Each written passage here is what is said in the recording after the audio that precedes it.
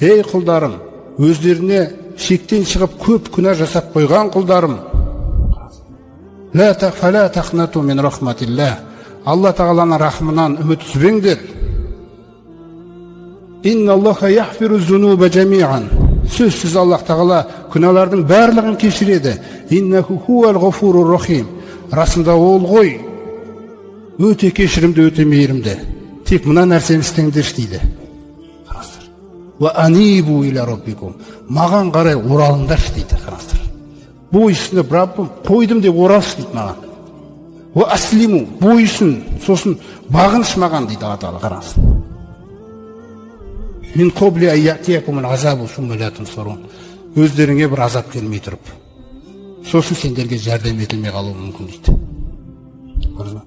Сондықтан бойсыну, қайту деген мәселе. Күнәнің кішкентайлығына қарамаңыз.